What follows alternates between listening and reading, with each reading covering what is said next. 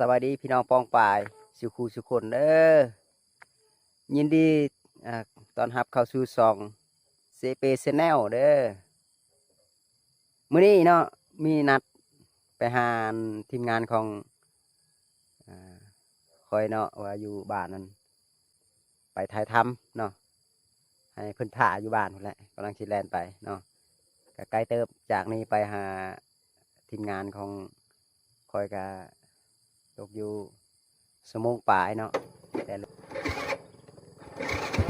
ไปเป็นสายต่อเนาะ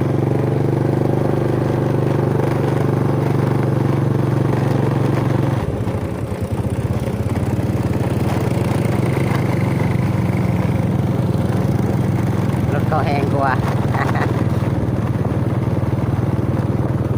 อะไรเส้นทางอะเนาะภาพบรรยากาศตอนเช้าน้ำหมอกดังขึ้นเนาะ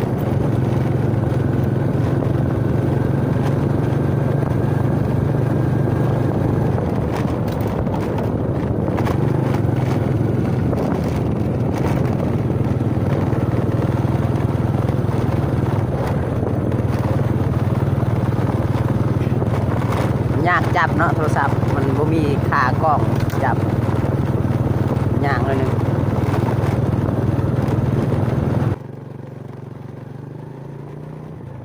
อันนี้เป็นบ้านสว่าง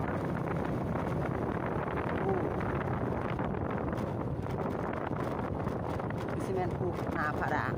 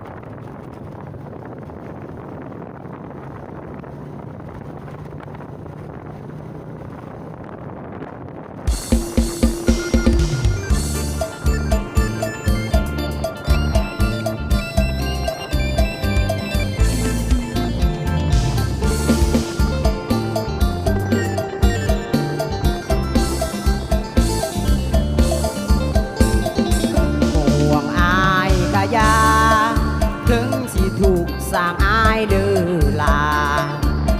สิอยู่ไปตามภาษาเฮ็ดคือคนบ้าบ่คิดอีหยังน้องเป็นคนมีได้ผัวเศรษฐีชื่อเสียงโด่งดังส่วนอายนั่นบ่มีหยังถึงคนจะสั่งก็ตามเขาแล้วแต่กะยาวาสนาเพียงซ้ำนี้ความหักที่อายเคยมีคนดีลืมสาเด้อนาง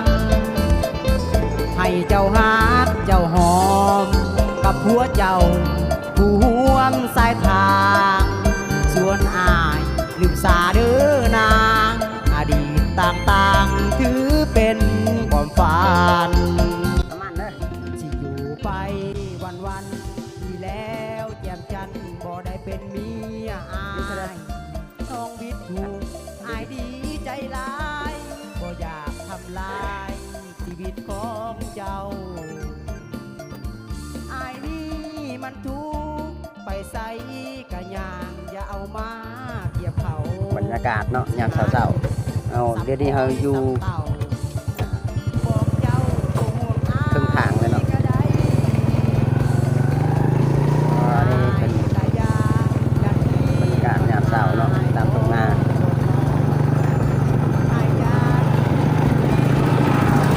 บ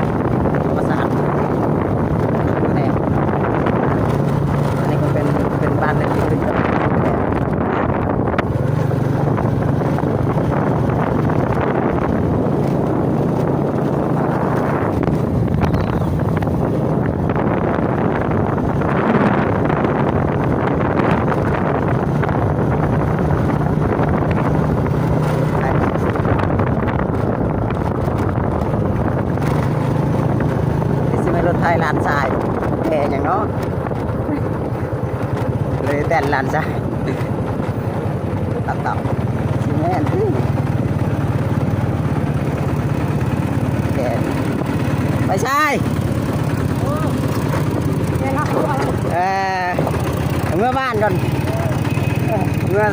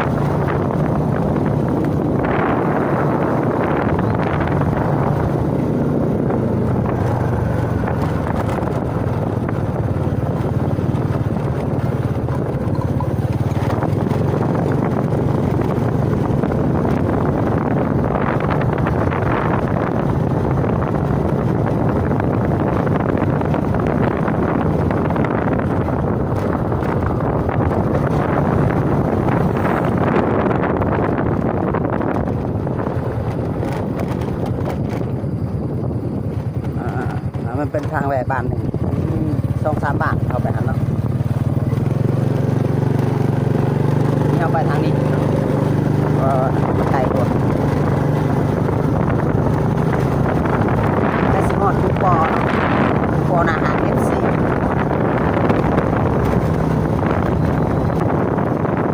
ขาดขึ้นมอดสนุกนะ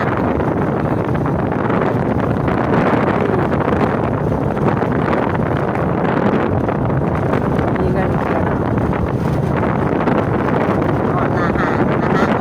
ก็นี่เป็นบ้านป่ายกันเลยถ่ายป่ายนาหาขึ้นบ้านเดียวกับขึ้นกับมันคือปอเก่า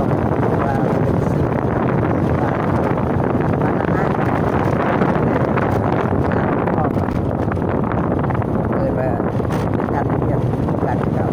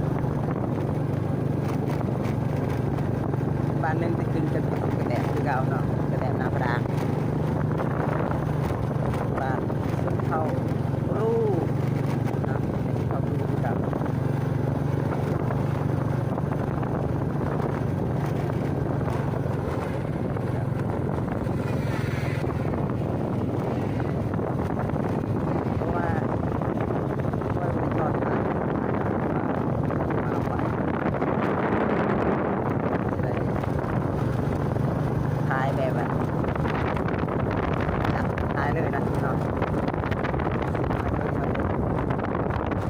ถามหนึ่งมิลลิ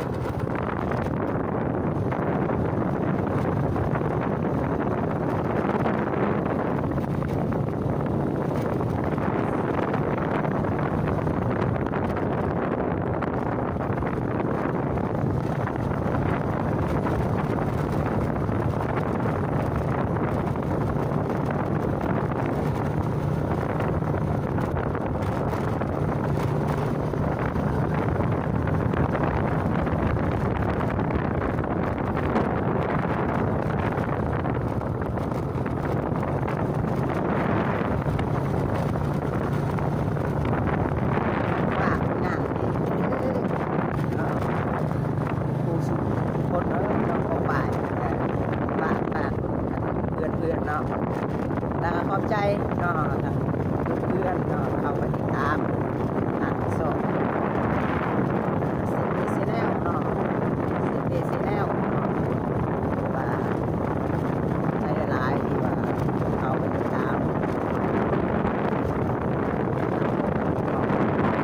มันก่อนก็สบายใจตามว่าหลายคนแชร์ตามเด้อ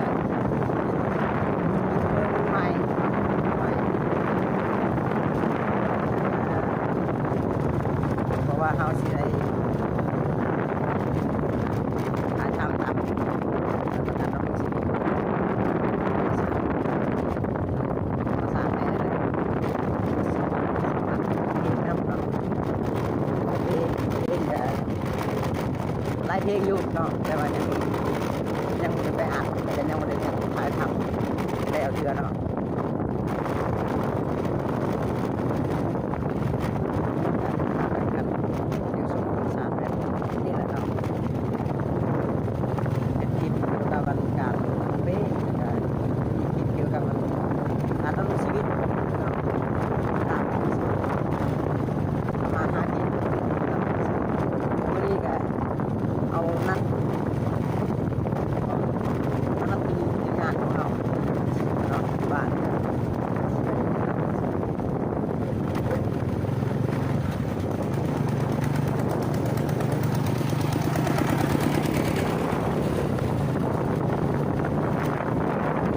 ธรรมศาสตร์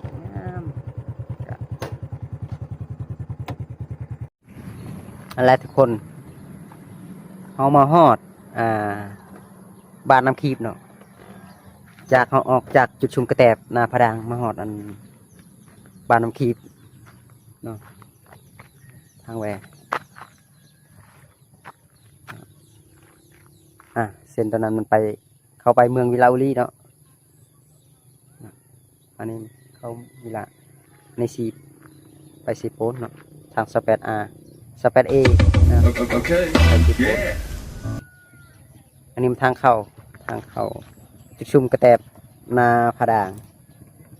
ทางเข้าเนาะเดี๋ยวนี้เขาเป้าหมายเขาคือว่าสิไปจุดชุมอ่างคำเนาะจากจุดชุมกระแตบไปหาจุดชุมอ่างคำเนาะหาก็ฮอดทางแวฮอดบ้านน้ำขีเนาะยังสิฮอดทางจุดหนึ่งอีกบ่อนเฮาแวเข้าไปจุดชุมอ่างคำเนาะ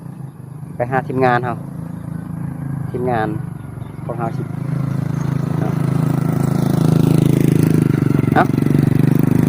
ไปก่อนไปเจอกันที่พุ่นเนาะอะไรทุกคนเดี๋ยวนี้เฮามาฮอดทางแวเข้าทางเข้าทางค่ำเนาะทางเข้าบ้านครับฮอดทางแวเนาะทางที่เฮาจะเข้าไปหาทีมงานเขาเฮาเนาะอันนี้ฮอดอ่างคำในจักกิโลเพิ่น20 กิโลเนาะแต่ว่าเฮาไปบ่ฮอด20 กิโลดอกเฮาประมาณ10ประมาณนี้แหละ10 กิโลหรือว่า8-9 กิโลเนาะไปหาบ้านที่เฮาจะไปหานัดทีมงานเนาะทางแวอยู่บ้านแกงเต่าเนาะอันนั้นมันไปซีโพนอันนี้มันทางแวขึ้นไปเนาะออกทางวิลาอันนี้ทางวิลาเราลองเข้าไปเบิ้งเงินเส้นทางเข้าไปเป็นจะไหนเนาะคนสิตกเลยพี่น้องคนนี้จะตกเลยเข้า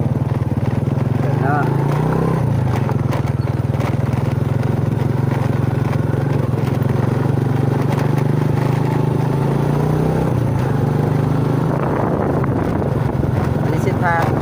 เข้าสุมาคำเนาะทางเข้าครับแต่เฮาสิไปบ่ฮอดสุมาคำเนาะฮอดบ้านนำมาอีกเนาะที่เฮานัดงานเฮานัดไปเฮานัดงานทักทายมันเนาะ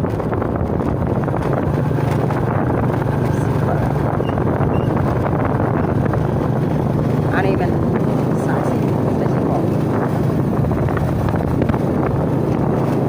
แล้วเขา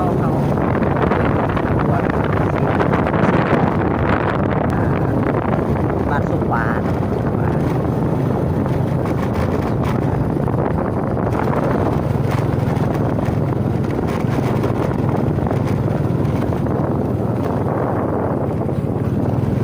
เขามาฮอดตัวอาสีกอกมันลายใส่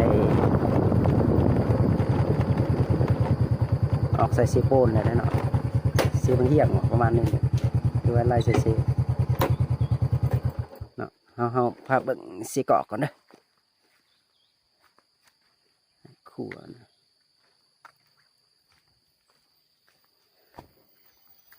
ขัวเด้เฮาเบิ่งซีกอกก่อน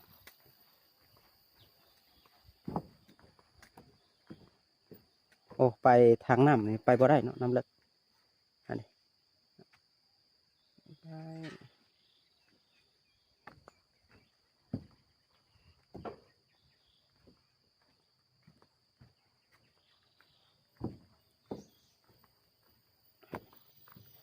สิเกาะ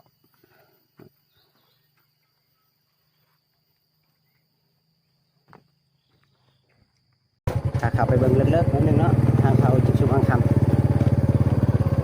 เดี๋ยวไต่ตัวเลย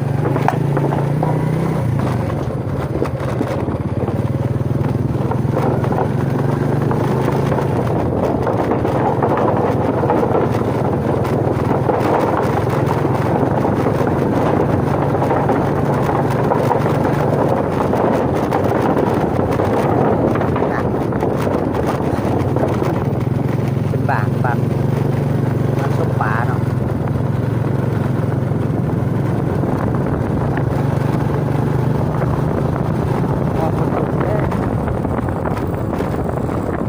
ฝึกคอยนั่นใช่ไหม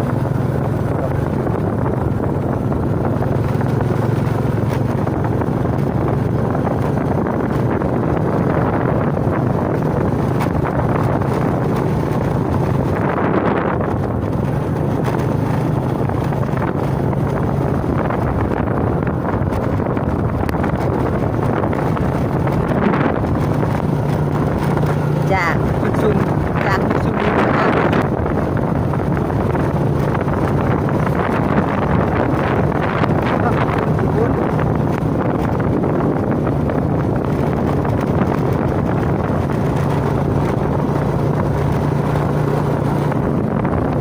โอ้ทีมงาน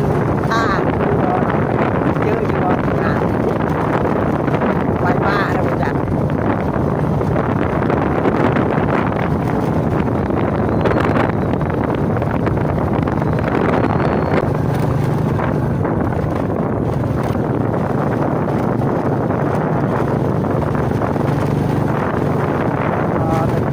น้ำมันต้นที่แดงเลยน้ำมัน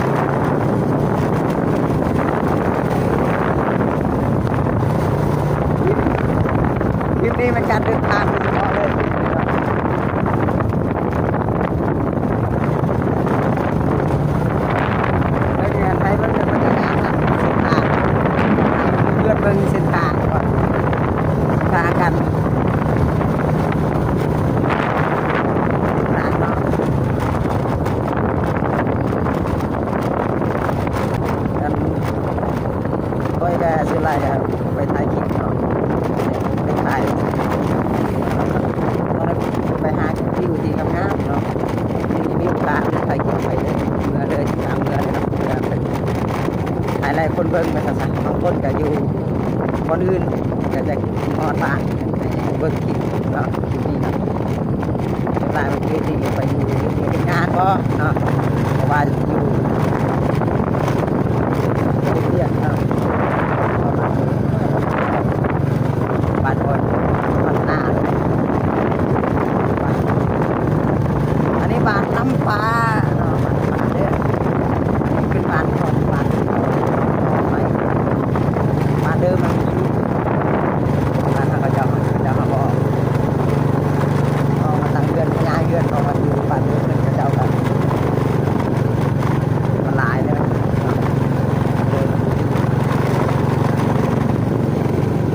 น้ำปลา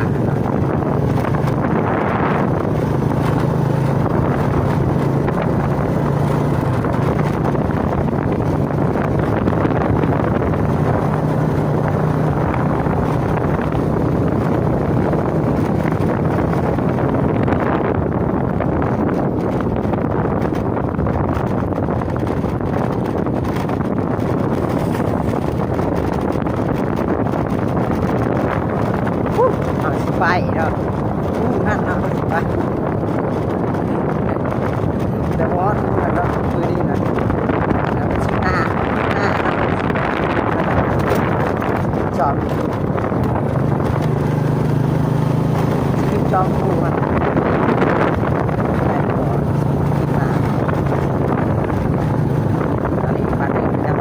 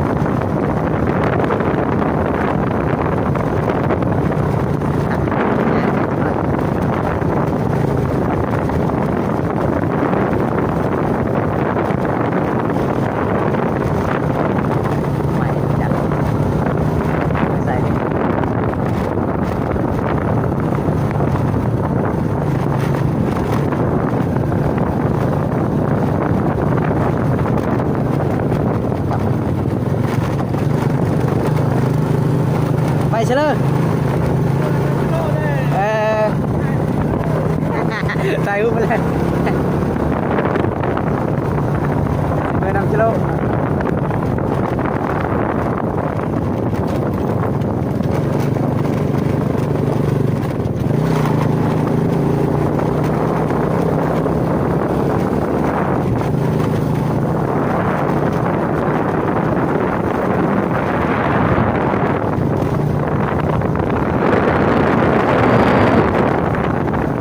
เย็นได้พี่น้องเย็นเพราะวันนี้บริเวณมันได้เย็น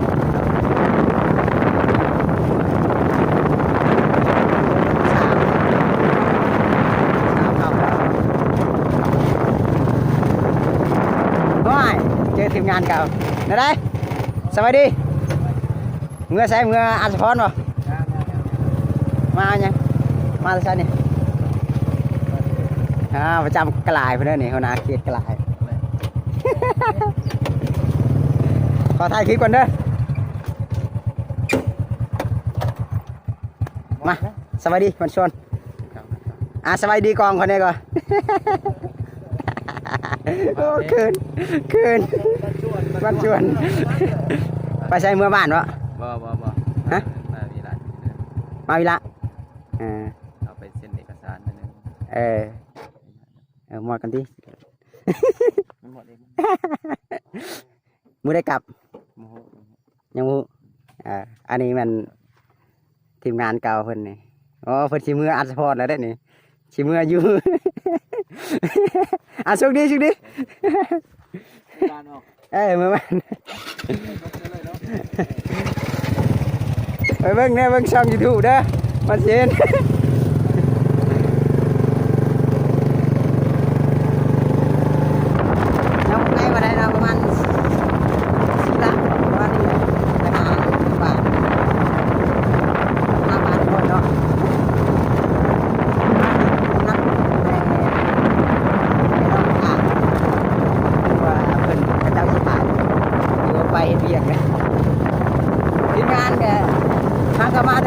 ยกเนาะงาน2 คนด้านซ้าย2 คนเป็นทหารเบิดงานเนาะมาในงานบอกมาเลย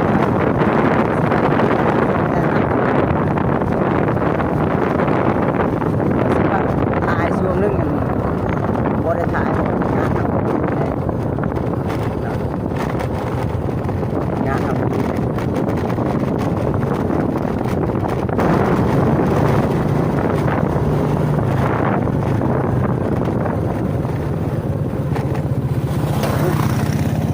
เสร็จแล้วเราเบิ่งบรรยากาศเลยเนาะ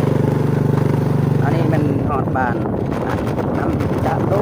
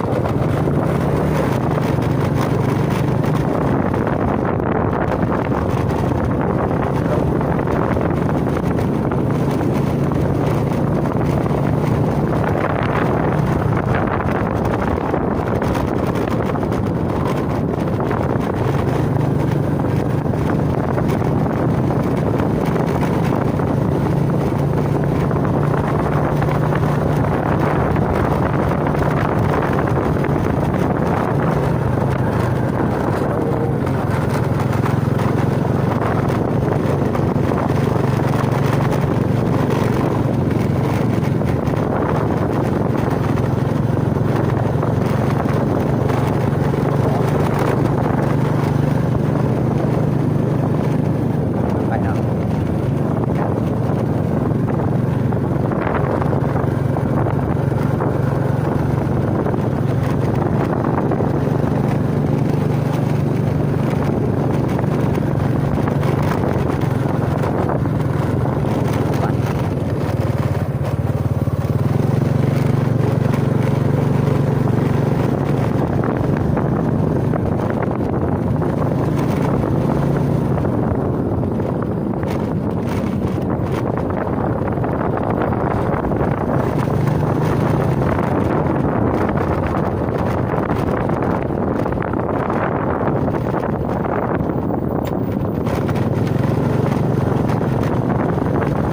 นี่เนาะ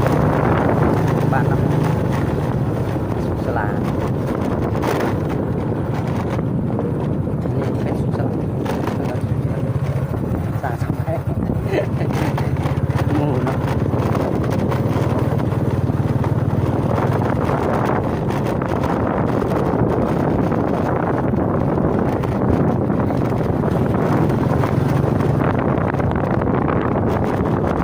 ก็คืออยู่ทางอันจอมภูนะคือสิโต๊ะอยู่คนกันนะโต๊ะนะ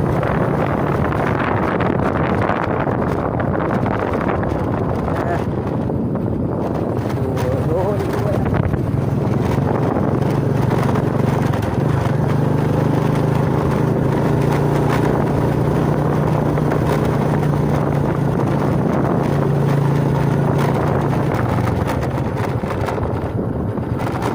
ทางเขาเนาะทางเขาฮอดว่าแต่ว่าทีมงานหาอยู่ไหนเนาะอยู่บ้านไหน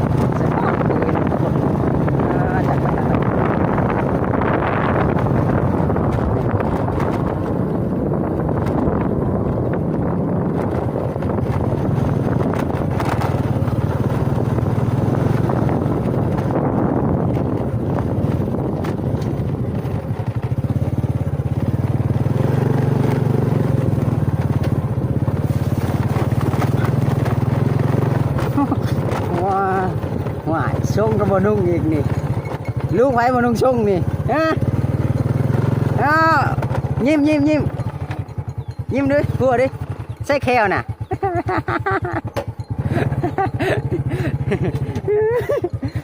เอาหัวดินี่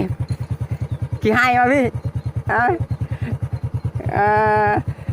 มาเบิ่งขาดเป็น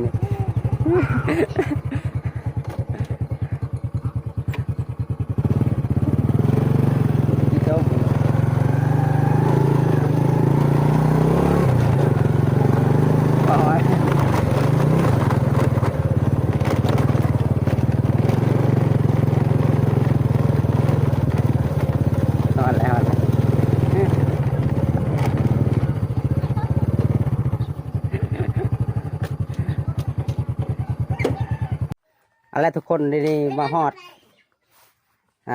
ทีมงานเขาแล้วเนาะโอ้โหอยู่เฮือนปะนี่ทีมงานกินเมี่ยงก่อนจึงไปเนาะเกี่ยมแล้วบ่เครื่องของมาทำไปส้มมากินเมี่ยงมาตองเลยบ่าวยังก็เสนอ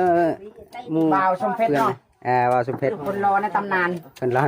แนมกองเลยสบายดีก่อนดิสวัสดีก่อนสบายดีท่านผู้ชมเนาะนี่เขาจะชวนบ่าวทิศไปตัดน้อยเนาะไปตัดน้อยสิไปกินปลาธรรมชาติโชดแห่งคักนำตัวตัดนี่ซองแง่นะคักทีมงานเนาะกำลังติดชมเสมักต้องจับกล้องเลยจับกล้องเลยส้มก่อนจะว่าจะเมียงเป็นส้มจะเมียงเด้อ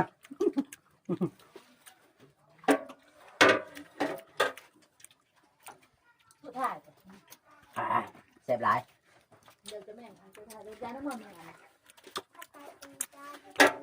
ไป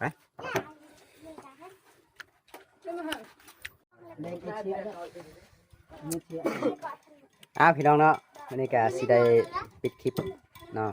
เจอกันคลิปหน้าเด้อฝากกดไลค์กดแชร์กดติดตามทางช่อง YouTube บ่าวเซเปชแนลเด้ออย่าลืมกดไลค์กดแชร์ให้หน่อยเด้อพอมีกำลังใจเฮ็ดคลิปต่อไปเนาะ